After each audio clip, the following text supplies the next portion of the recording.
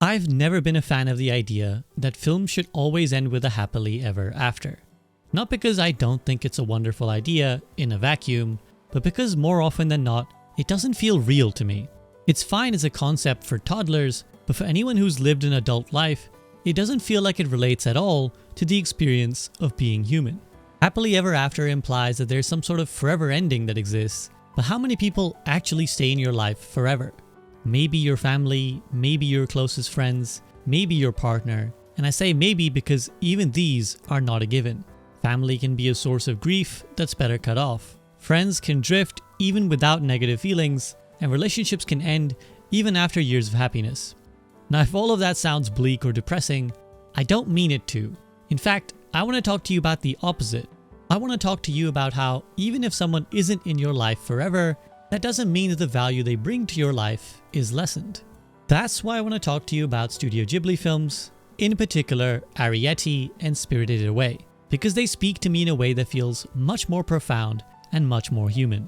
They don't have happily ever after endings, they don't try to pretend that the characters will forever now live in love and harmony, and that's why I want to talk to you about transient relationships in our lives. In other words, relationships that come and go. And how sometimes someone not being in your life forever might actually be the good outcome that gives you even more value than if they had stayed happily ever after.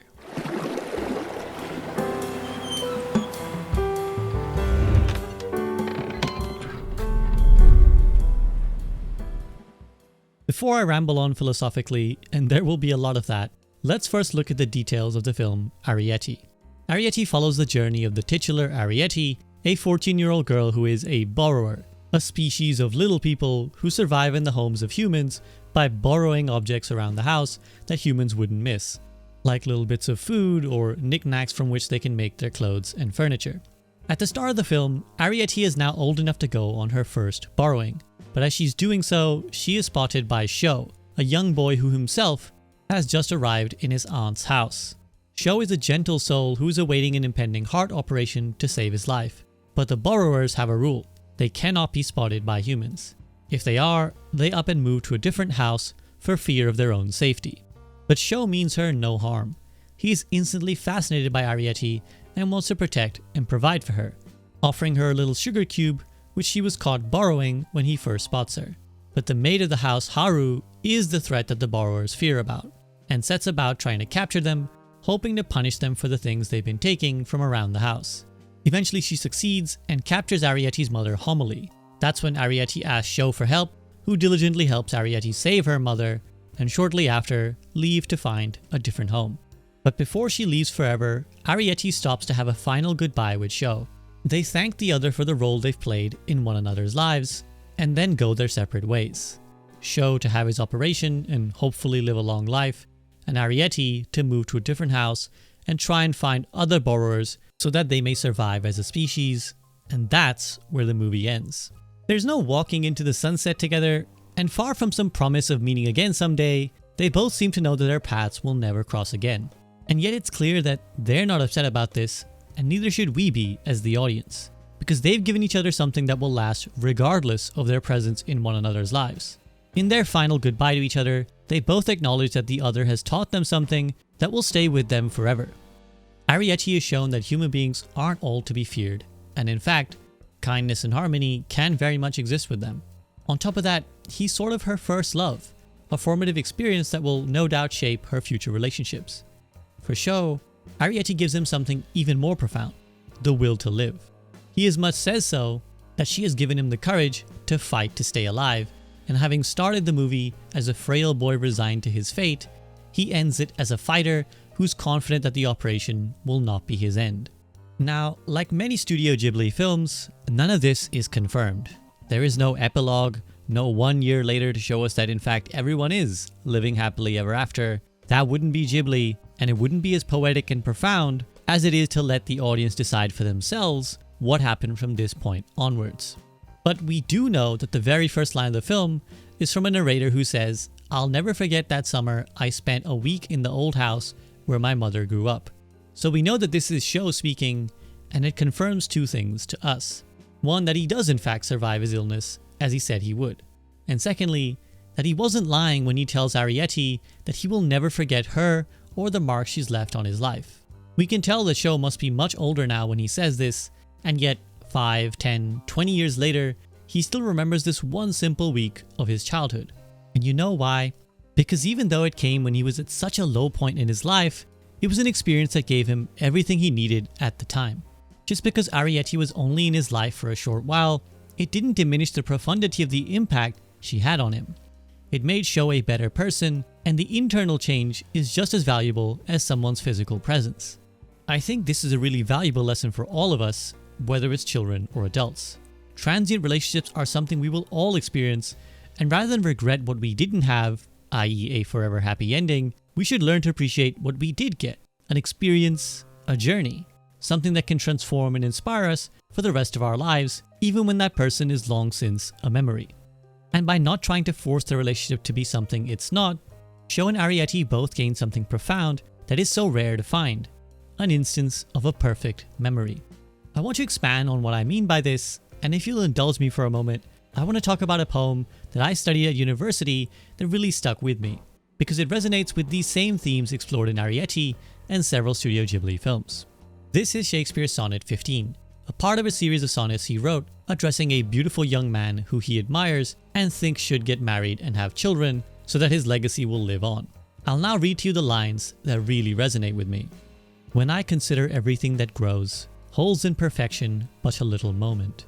When I perceive that men as plants increase, vaunt in their youthful sap, at height decrease, and all in war with time for love of you, as he takes from you, I engraft you new.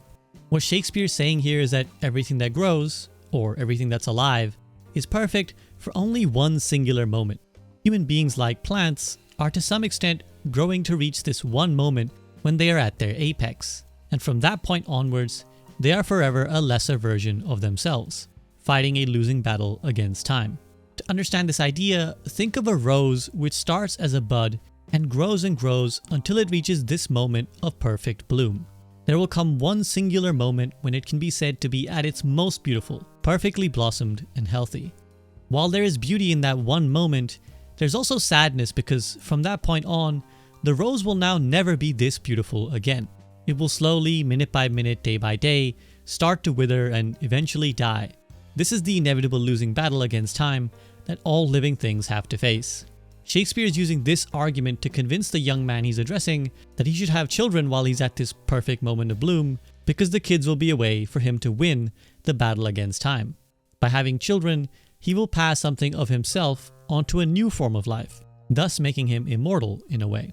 But he also suggests a second way in the last line, I engraft you new, meaning the poem itself. By writing about the young man, Shakespeare has also immortalized him. And you can say he was pretty correct since we're still talking about him over 400 years later. Well, to bring all of this back to our Ghibli movies, I'd like to suggest a third way to immortalize someone, memories. If what I described in the poem sounds a little bittersweet, I don't think it has to be viewed that way. Because in life, there are so few perfect things that exist. But memories, I'd argue, can be one of them. I have several memories that I'd call perfect. And I hope you watching have those.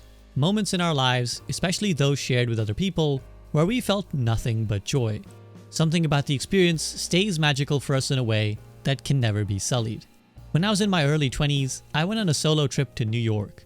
As a little boy in India, and then in my formative years in the United Kingdom, I always dreamed of visiting New York. All the movies and television I'd seen had been sufficient indoctrination to make me believe that it was the greatest place on earth. While I was there, I went on a date with a girl that I'd been talking to online for several months, and that day will forever be a perfect memory to me. Spending a lovely evening with pleasant company in a city that made me feel like I was living in a movie, with the picturesque setting of Christmas time in New York. Nothing can ruin that memory for me. And you know why? Because that person was not in my life forever. It was obvious that with our situations in life, we were never going to be in each other's lives forever. And trying to force that to be the case would only have slowly soured our appreciation of each other. Sometimes you can have wonderful moments with someone, romantic or otherwise, and then later down the line, your relationship with that person ends up souring. Fondness becomes replaced by regret or even bitterness, and all the memories that were once joyful now become things you'd rather forget. To explain it in a less philosophical and much more silly way, it's like when you have a TV series you really love. There's nothing that ruins an awesome show more than the writers having only material for, let's say, 2 seasons, but then stretching it out to 5. You might be initially happy that the show is still continuing, but as time goes on, you're going to be left with a worse and worse relationship with that show, and by the end, you lose all your excitement and fondness for it till maybe you don't even want to watch the show anymore. But like Arieti and Sho, this person and I didn't try to force anything, and instead, we parted on lovely terms, both really thankful for the other, but knowing that our paths will never cross again. And even though my later trips to New York have shown me that it's a place full of flaws and ugliness like anywhere else in the world, nothing can ruin that perfect memory of that perfect day. And I have a few other such perfect memories. This is what brings us back to Arieti. As Arieti and Sho part, they know that they will never cross paths again. But far from being sad, I think what it allows for is perfection. In a life where perfect is constantly slipping away from our grasp like grains of sand in your fingers. Sho will never see Arieti again, and while some could choose to interpret that sadly, I don't, and I don't think he does either from what we're shown.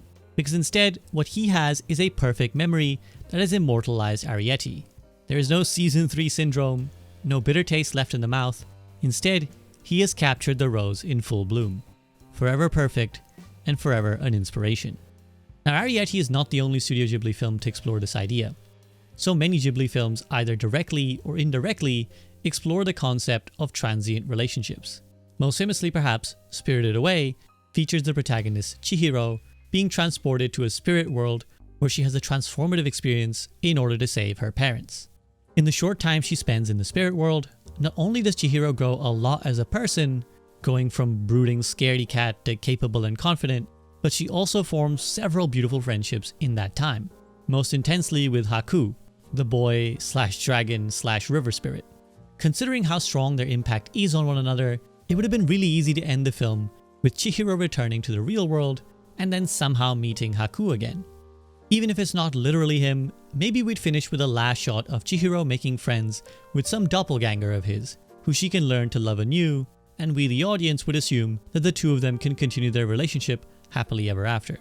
But that diminishes the events of the film, and as I'm going to explore now in more detail, I'd argue that it also actively restricts our character's future. The downside to happy ever afters is that it implies a level of stasis within our characters. The struggle, the journey, the growth is all in the past. The future becomes almost solved. Think how much Chihiro learned and grew in her time in the spirit world. As we've discussed, bringing that back to the real world risks losing the perfection of what she experienced.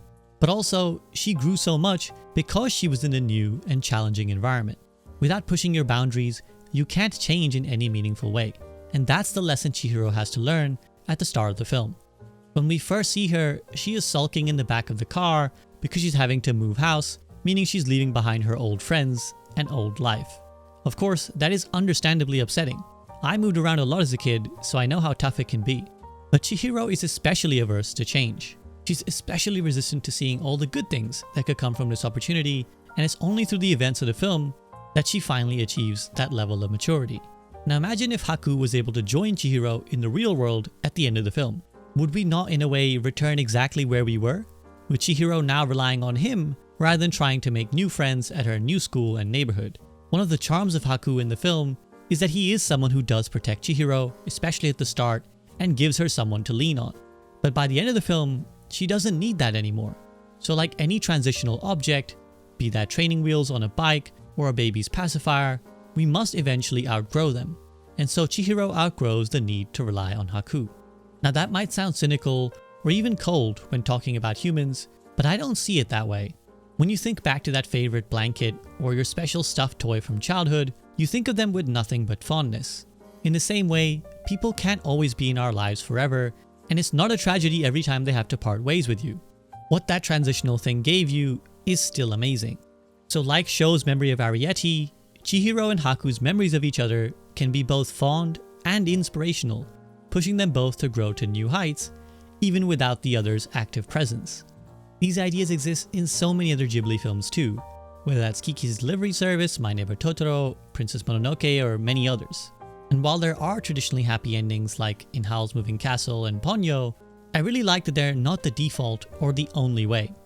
I think it's really profound and relatable to explore this idea of transient relationships. So hopefully the next time you reflect on the people in your life that come and go, you'll think about that flower in bloom. And rather than worry about what was lost, you'll cherish those moments when you were able to capture the perfect memory that lasts forever, always inspiring and never withering. Okay, so if you've made it all the way to the end of this video, then I hope I've earned the right to give you a few plugs. Firstly, thank you for watching. If you'd like to support the content directly, I would truly appreciate your support on Patreon. As you might have noticed, my videos have no ads, which means I rely entirely on funding from viewers like yourself, rather than taking money from shady companies to sell you their suspect products. You could also join as a member on YouTube directly, and there's a PayPal link in the video description for one-off donations. If you can't support the content monetarily, that's totally fine. I really appreciate just having your view. You could also drop me that view on Twitch, where I live stream almost every day, usually playing some RPG games for a couple hours. You can subscribe to this channel, and you can also join my Discord server to stay up to date with channel news, and also join in on discussions about film, TV, and other media with a bunch of rather lovely people in the various channels we have. Again, you'll find all of these links below, but that's everything for now, so thank you so much for watching, and I hope to see you again very, very soon.